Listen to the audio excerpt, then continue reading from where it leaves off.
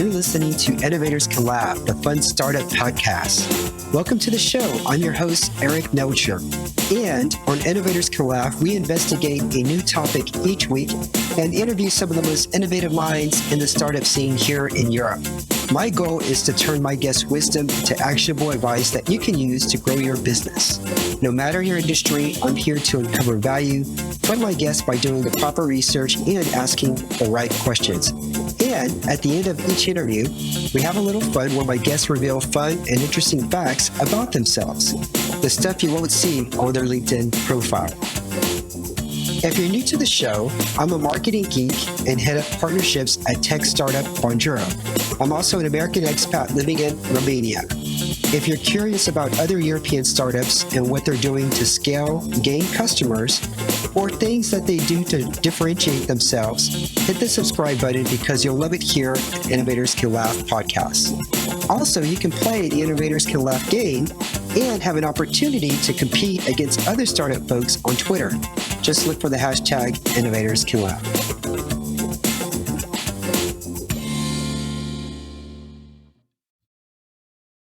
Hey, ICO fans, Eric here. Today, we're talking with Csaba Zajo. He is the founder of ShopRenter and OptiMonk. ShopRenter is like the Shopify for Hungary. More than 65,000 online stores worldwide use ShopRenter, and it's got over 400 five-star reviews on Shopify. Pretty awesome, huh? And OptiMonk, more than 20,000 brands are using OptiMonk to increase conversions for their store. And did I mention that Csaba is also the founder of a startup studio based in Hungary? Wow, this guy does it all, right? Okay, so in this conversation, we get into what are some low-hanging fruits that e-commerce companies can do to increase conversions. What are some things that e-commerce companies should stop doing? And then, of course, what his passions are outside of business here. So if you want to increase conversions, if you're in e-commerce, this episode is for you. Sit back and enjoy. All right, let's dive in. Csaba, I would like to start with something you shared on LinkedIn a couple of weeks ago, something many people don't know. Your father was born in Tesko, which is a city located in Western Ukraine.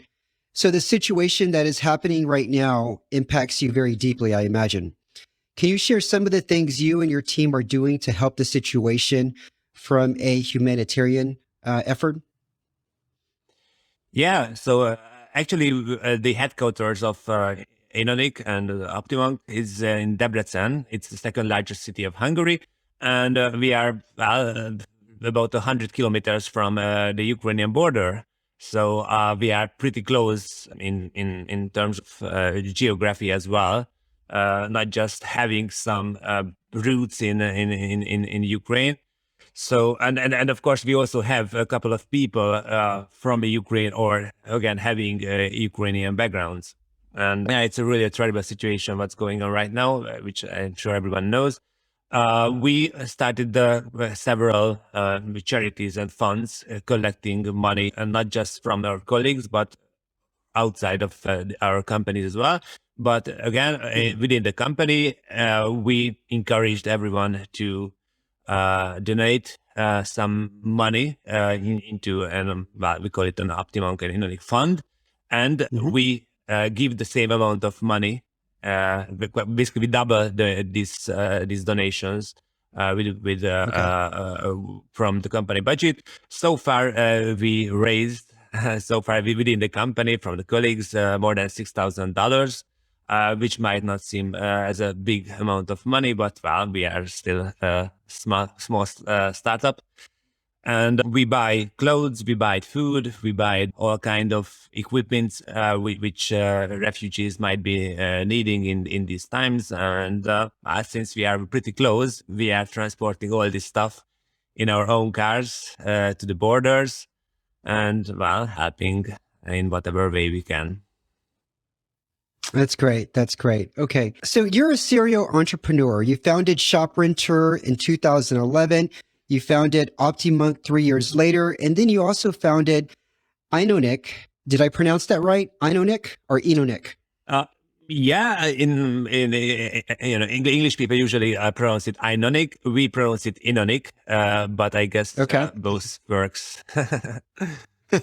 So he Yeah. founded Innonik, which is the first startup and accelerator program in Debrecen, which is the second largest city in Hungary.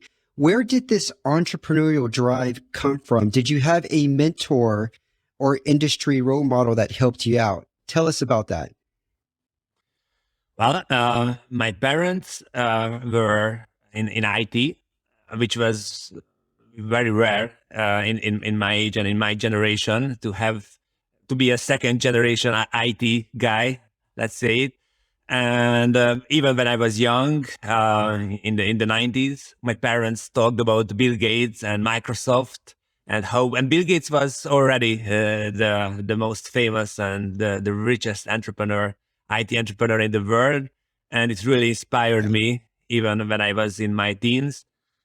I remember I have a drawing which I did when I was 14, and I was sitting in New York in an office looking at the Statue of Liberty in the background, and I could see my company there. So actually, I have proved that even when I was only 14, I had entrepreneurial aspirations.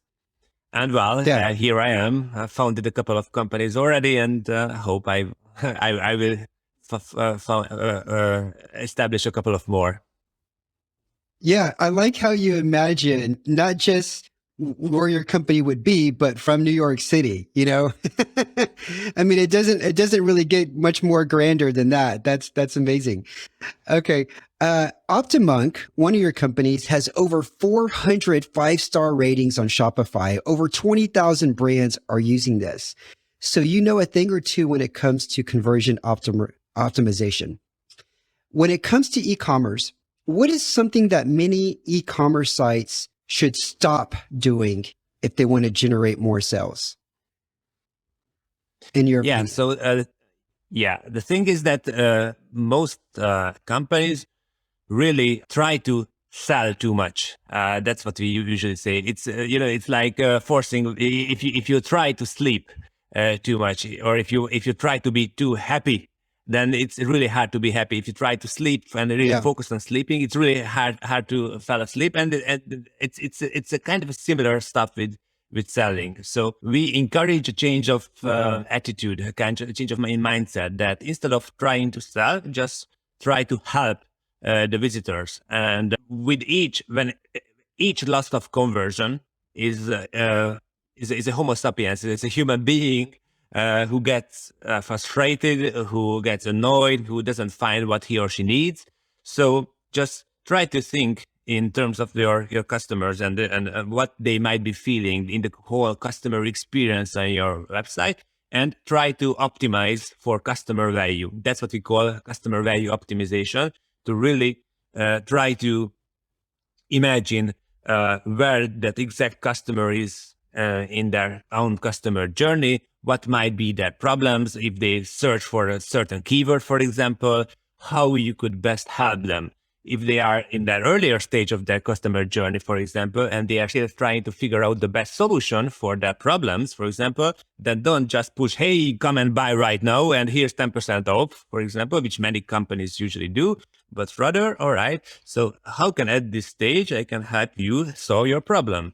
Like giving you education, offering some kind of recommendations, giving you an ebook, or offering any kind of help which might help the user in that particular situation and in the context they have. Okay. And when people in e-commerce stores hear about OptiMonk, right? When they discover OptiMonk for the first time, what is it something that they get really excited about? Well, so Like when they learn about it, grew. how do they vision it's going to help their business? Like what's the main value proposition? Yeah. So when we founded OptiMonk, it really grew out of a necessity of not having the right tools to help our e-commerce businesses, because we've already had a couple of thousand of e-commerce businesses which we've been working so far. And we really felt the need to have a tool which helps you give personalized messages to the right people at the right moment. So OptiMonk can really help you with that. It's most people just see that it's a pop-up tool, and yes, technically it's a pop-up tool, but it's really suitable to give everyone a personalized help, to give personalized assistance, to really make you a master online seller, and have those personalization capabilities which big retailers, Amazons of the world usually have. So it can help really small businesses master online sellers. That's our main promise with OptiMonk. How did you know there was a need for this in the marketplace? Was it because you were running your own e-commerce store, or did you just look at other stores and you thought this would be great, for these stores? Well, with ShopRenter, as I said, ShopRenter is it's like the Shopify of Hungary, if I could say. It's a similar e-commerce software as a service. It's an e-commerce store builder, and we had, I don't know, maybe two or 3,000 stores running on ShopRenter even before starting OptiMonk, and we've been working with dozens or even hundreds of brands very closely, and really trying to help them and figure out their needs. Really, what we were trying to optimize for customer value for these users, and we felt that yes, they would really need to push personalized messages to certain segments of their users, but they cannot do it, and the technology at that time didn't really allow us with the current pop-up tools. And well, that's why we founded OptiMonk, so we can really help these users. In the beginning, it wasn't even a separate product, a separate company, but it was more like just a side project within ShopRenter. But then we saw that, hey, this is working actually, and people and our customers and merchants really have great results with it. So why should we just limit it to ShopRenter? Why wouldn't we make it available for everyone, including Shopify merchants? Yeah. And then you have like this entire user base that you could test new things about the product already. So that is fantastic. For an e-commerce store that's using OptiMonk, what is like the average uplift in revenue that they can expect if they're using it in a smart way? Yeah, well, so we have a lot of case studies where we have between 10 to 80% uplifts in revenue. If someone is really using to build their SMS list, for example, we've seen more than double merchants would have doubled their income. It's really, so we really encourage this holistic view of the customer journey. So it's not just about pushing one message, one pop-up, and signing up one people, but really working and continuing this user journey through other channels, through email and SMS. But really, we as a pop-up tool and the OptiMonk itself, we have a 10% guarantee actually that just setting up in the way we suggest, we guarantee that it will give you a 10% lift, or else we give your money back. But usually we have better results than just 10%. That's awesome. I mean, most applications don't make that guarantee when it comes to e-commerce. Indeed. Yeah. Yeah. So let's suppose there's an e-commerce store out there and they're doing revenue somewhere between, let's say, $50,000 to $200,000 annually, but they're not doing much in terms of conversion optimization. In your opinion, what are some of the biggest low-hanging fruits that you would suggest they start doing? Things that don't require a lot of money, a lot of effort, but in your experience, what would be your recommendations? Yeah. First of all, it really depends on the type of the brand. I mean, if you are talking about a D2C brand, a direct-to-customer brand, having a lot of traffic from paid advertisement, then setting up some great exit intent pop-up on their landing pages, and converting these, abandoning visitors into email or SMS subscriber, or even both, we have quite some use cases which can help you capture both channels. And then setting up some autoresponders for the channel is really a low-hanging fruit, which I think needs to be done. Then again, we have some other use cases for other segments. So for example, for those who have just purchased, it's a really, when you are on the thank you page, it's really a great opportunity to really base your relationship with this user and to get them return by getting their feedback, by offering some special discount in exchange for this feedback for the second purchase. Or for returning users, you can help them continue where they have left off in the previous session. And we have a use case which basically automatically shows you those products which you have visited and viewed in the previous session. And again, all these use cases on their own can add a couple of percentage in terms of revenue. If you use them in combination, well, that's when the real magic usually happens. Yeah. What are some of the other applications that you recommend to some of your clients to, you mentioned getting more SMS subscribers, getting more email addresses, right? Are there specific platforms out there that really work well with OptiMonk and Shopify and other, e-commerce platforms? Like, what are the top 2 or 3 that you like out there? Yeah, actually, so we are integrated with more than 100 different platforms. So it's a huge list, and there's a huge list of companies which can provide some basic level of email or SMS marketing. On Shopify itself, Klaviyo, Attentive, and PostScript, I guess, and SMS Bump, maybe these 4 are the biggest, and also Recart, by the way, which is really growing, but it has a really solid feature tool set. So yeah, but I would say, I'm sure there's at least 50 more different tools which a merchant can choose. It's really about how you use it, what we've noticed, and it's not so much. I mean, it's really how well you can think with your customer perspective and really optimize for the customer value. That's what really counts, and not the technology itself. Yeah, that's so true with any sort of SaaS product out there. I think most people probably use 20, maybe 30% of the overall features out there. But the ones that really know how to use that tool, they can just get the most out of it. Let's jump to Enonik. What was the motivation for creating this startup studio? Well, yeah. So actually, we started with ShopRenter as our first SaaS product, this e-commerce system builder, and then came OptiMonk as one of our first spin-offs. And then, well, we've seen that, hey, actually it's working pretty well, and we are doing, and OptiMonk is growing nice, and we have this team, really a lot of talented people in the company. So why don't we make more of them? And we started creating new spin-offs in the beginning, and then dedicating a separate team for each new product.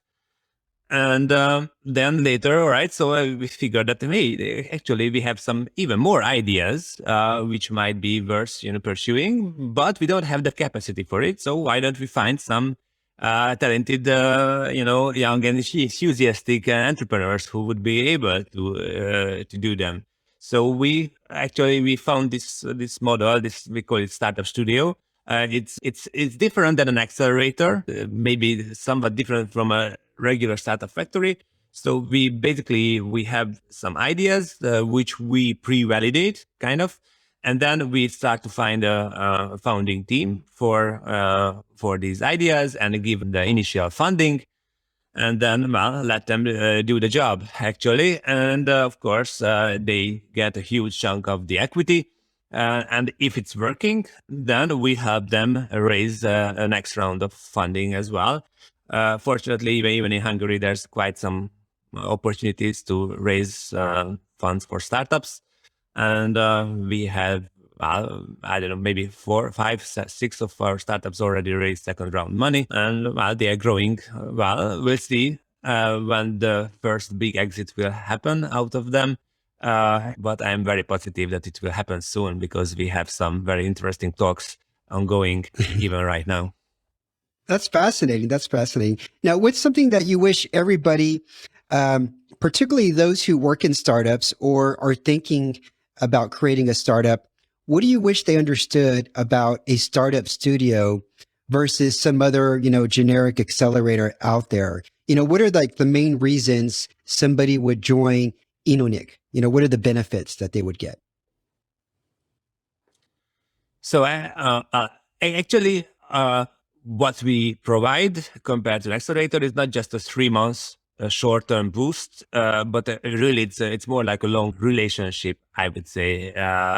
We are very heavily invested in all of these companies, not just with money, but we try to provide assistance. We give not only guidance, but actually we have a central senior team, I would say, which can provide help in difficult situations.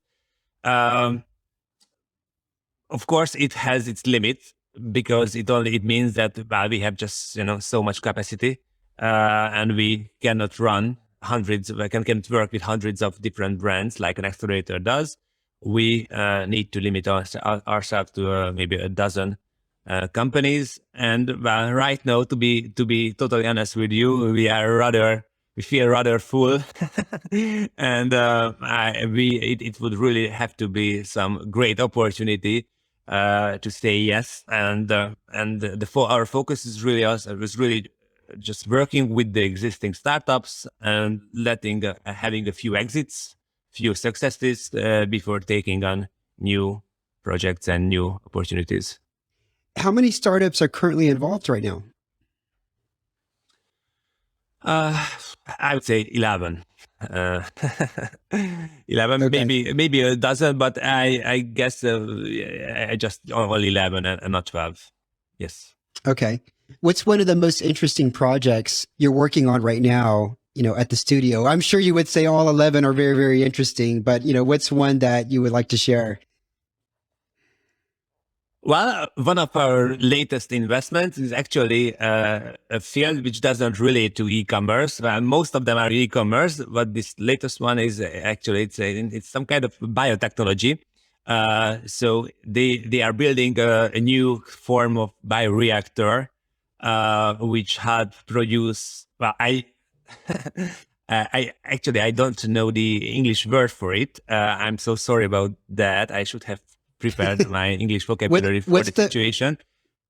what's the Hungarian word? It's alga. It's alga. Okay. Well, Like spirulina. I'll look up the translation and I'll include that in the show notes for the word. It's alga seaweed. Actually, it's alga. It's similar. It's alga. I'm not sure if I'm pronouncing it correctly. I'm so sorry. Yeah, it's a Hungarian team, and we've been talking about all this stuff in Hungarian. I guess that's one of our advantages as well of being able to communicate in Hungarian. So, but I guess it's only an advantage for Hungarian entrepreneurs and not really US-based companies. Yeah. Okay. So the other question I had for you, we're going to get into some fun stuff so the audience can kind of learn about your personality in just a second here. But I wanted to know, you're juggling two different companies plus Innonik. You've got Shop Builder, ShopRunner, OptiMonk, and Innonik. And what are some things that you do so that way you can have a good balance in managing all three? Do you carve out, 1 or 2 days a week, you focus on one? Just tell us more about that. Yeah, so actually it's just two because ShopRenter has already had a half exit. We call it a half exit because 51% of ShopRenter has been acquired by a bigger Polish competitor of ours. And it has its own dedicated team already. It has a team of like 100 people with a senior team. So I'm only in like a one board member, and I have a monthly meeting with the team and that's all. So basically, I would say that's just an advisory role. Mm-hmm. In terms of active work and operational stuff, I'm really involved in OptiMonk. So I spend like 80% of my time within OptiMonk, running the business and trying to build a unicorn. That's what we call it, to build a unicorn out of OptiMonk. And the remaining 20% is I usually spend just talking to my other startups and giving advice whenever it's needed.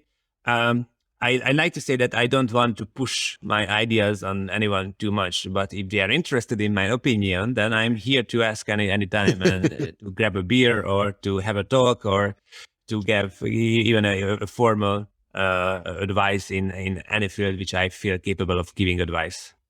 Yeah, absolutely. It seems like those that are part of Innovators can fail faster, right? And then they also just get sort of the wisdom and guidance from people who've been there before, like you. So I definitely see, the benefits of being part of that community or Innovators. What I usually say actually is that I cannot really tell them what to do and what will work, but I can usually tell them a lot of things that will not work, and I can save them. I can save them a lot of trouble. I can save them a lot of unnecessary spending and efforts, because I've seen that at this stage you are in right now, this is really not something that you should spend your time on.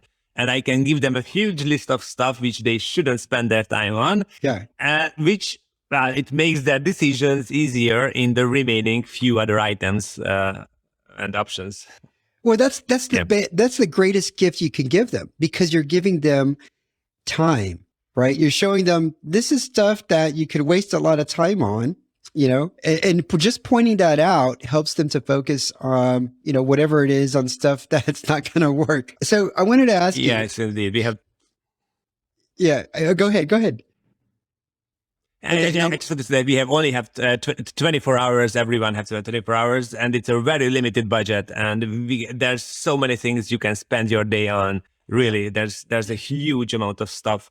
So really finding your focus and focusing on that very few things where you can make a difference. I think that's how the magic happens. If you spend your time on, dozens or hundreds of different things and just, juggling with I don't know how many plates, then it will not work. And I've never seen that work. So really focus on one or a few things at a time. Absolutely. If you don't mind sharing just some high level numbers, what is the forecasted revenue for OptiMonk for 2022? Well, the last year it was $2.5 million US dollars. We hoped to reach 3.5 this year. So far we are on track, and hope it will grow. But it's really the very beginning of 2022, so it's really early to say. Fortunately, we have a nice growth track, and we would really like to reach $10 million in ARR in the next 3 years. So we have to hurry. And the number of employees at OptiMonk? It's almost 40. It's almost 40 people, 30 some people. Okay. Right. Okay. A couple of questions just to allow us to know your personality better, Csaba. First question for you. What is an unusual object inside your home? An unusual object inside your home, if you have one. Well, I'm not sure many people, but I used to be a pro gamer. I used to play a game called StarCraft very competitively before I founded most of my companies. And I have a lot of relics and items related to StarCraft. There's like this Zerg figure. I'm sure it doesn't say. So there's all kind of creatures in this game, and I have this not real life, but I have these models, this small items which are related to this game as just mementos and to remember. Interesting, because gamers nowadays can make a lot of money There's all these tournaments. There's even universities that are offering degrees for gamers. That's so bizarre. Yeah, absolutely. Many of these gamers actually earn more money than professional athletes. I mean, non-e-athletes, but real physical athletes. In my time, it wasn't so much about the money. It was about fun and about traveling. I traveled to this World Cyber Games. This was in South Korea 3 times. It was like the Olympics of esports, and I competed as the champion of Hungary. And I got beaten very badly, by the way. So I cannot say that I reached some super great results, but it was really fun. It was in my early 20s, and I learned a lot. Actually, Toby Lütke, the founder of Shopify, he's also a big fan of StarCraft, and he used to play it as well. And I read an interview with him saying that in the beginning, and he found people starting StarCraft. That's how he found his first colleagues, and I also feel that those who play StarCraft, well, they have a capacity for being able to see both the strategic side of things and both the micro level, the operational side. And I think that the skill, a lot of skills which StarCraft taught me is really useful in building the business, because it's really like a big game in terms of I have to manage the macro and the overall and the long term and the strategy, and I also have to focus on the short term and making the budget and hitting the numbers right now. Yeah, no, I believe you. There's a book you may like called Ender's Game. Have you heard of that book, Ender's Game? Yeah. Yes. Well, there's a movie too. I'm a big fan of reading, as you probably see, and this is only just a very small collection of our library. Yeah, actually, there's more than 1,000 books in the company library, which is available for everyone. And actually, even since the very beginning, buying books was always free and unlimited for any colleague within the company. So, we said that if you really want to learn and you are willing to read a book, well, it should be really the least thing we can do is to buy it for you. So absolutely, we are a big fan of reading. Yeah, I look at books as being like second degree mentors, right? People always say, do you have a mentor? And a lot of people say I have a mentor. And whenever I hear that, I always think, God, I've got so many mentors, all the books that I've read and can go back to countless times and read more and more about. Okay. One more question for you, Csaba, before we go. You have to fill in the blank on this one. Okay. The social elite in Hungary are paying thousands of dollars to experience Csaba's blank. The social elite in Hungary are paying thousands of dollars to experience Csaba's blank. Well, that's I'm trying to figure out. Could you give a couple of examples what other people might be saying as an answer? Well, I was thinking there's a couple of things. Your gaming strategies, right? That could be one right there. Your conversion optimization strategies. Maybe you're a really good cook. I don't know. You have some other hobbies that you're really good and not too many know about. This is something that you're not going to see on your LinkedIn profile. Well, actually, I'm a big fan of healthy living, and I'm always, I would say, preaching about how to live well and eat well. And I have some people would say I have a few creepy eating habits, but I would say these are just new and healthy. So people wouldn't really pay.